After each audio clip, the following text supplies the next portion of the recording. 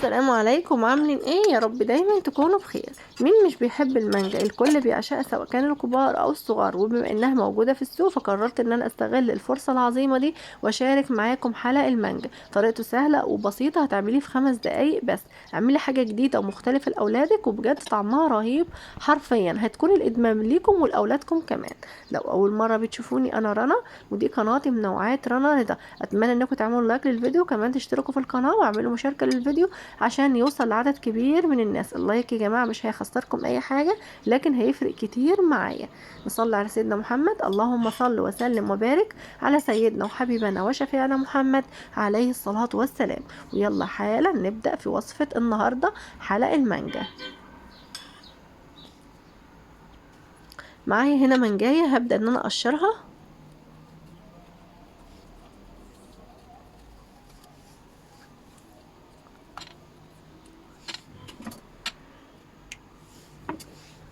بعد كده هقطعها بالشكل ده كده. دي افضل طريقة تقطيع المانجا لما نيجي نستخدمها في سلطة فواكه او لما نيجي نستخدمها في اي حلة.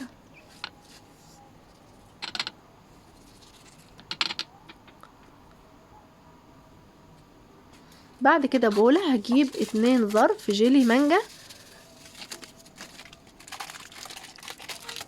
ده على فكرة هو كمان جيلي مانجا بس جه ظرف مختلف، يعني هو جيلي برضو.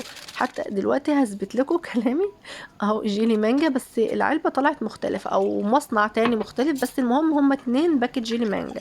ضفت عليهم كوباية مية مغلية وهبدأ ان انا ادوب الجيلي. هضيف معلقتين من السكر، ما تحاولوش تحط سكر اكتر من كده عشان ما تكونش مسكرة جامد، لكن طبعا لو بتحبوا المسكر جامد تقدروا تزودوا. بعد كده هضيف عليهم كوبايتين ميه من الحنفيه. هجيب بقى القالب بتاعي دهنته زيت عشان يكون سهل لما اجي اقلبه، وهبدا انزل بكميه كده مناسبه من المانجا اللي احنا قطعناها سوا.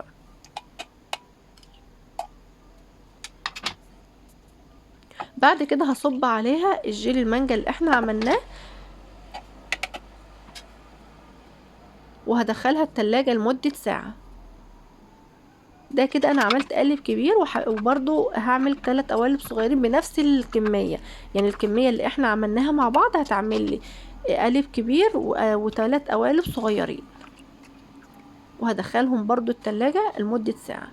بعد كده هجيب تاني 2 باكت جيلي مانجا،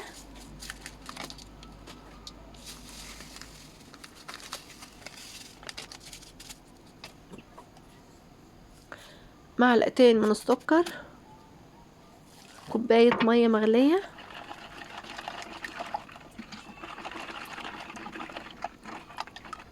بعد كده كمان هضيف عليها كوباية مية من الحنفية.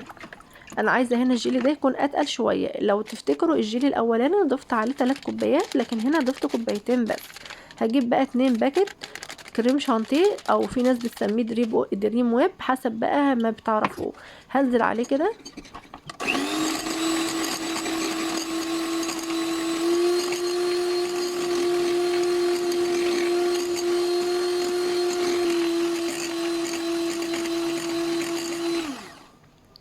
انا نزلت بكوبايه ميه متلجه، وهنزل بالجيلي اللي احنا عملناه مع بعض بالتدريج.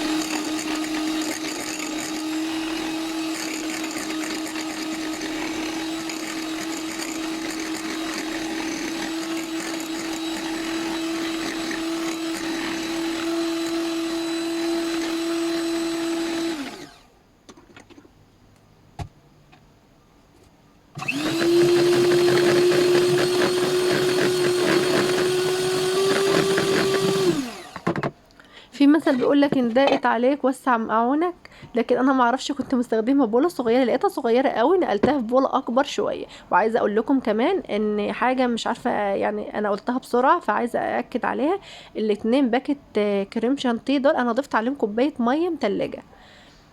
بدأت بقى ان انا اصب كده في القوالب اللي احنا عملناها، وهدخلهم في التلاجة لحد ما يتماسكوا تماما، تقريبا لمدة يوم كامل. بعد كده هبدأ ان انا اقلبهم زي ما انتوا شايفين. بجد شكله تحفه. واهم بقى، اهم حاجه كمان من الشكل، الطعم، الميكس بين الجيلي مع المانجا مع الكريم شانتيه، يعني 3 حاجات مدينا حاجه رابعه بقى طعمها رهيب بجد تحفه. لا تقولي لي بقى يعني حاجه حلوه بتشتريها من بره، ولا اي حاجه حلوه عملتها في البيت قبل كده. الحل ده لو جربتيه هيكون ادمان ليكي ولاولادك. بجد يا جماعه تحفه تحفه. اتمنى ان الفيديو يكون عجبكم. ما تنسوش تعملوا لايك للفيديو وتشتركوا في القناه وتقولوا لي بتتابعوني من اي بلد، وبجد ايه رايكم في الوصفه دي. اتمنى السعاده والتوفيق والخير للجميع، واتمنى كمان ان انتوا تجربوا وصفه النهارده. بجد لو جربتوها هتعملوها اسبوعيا.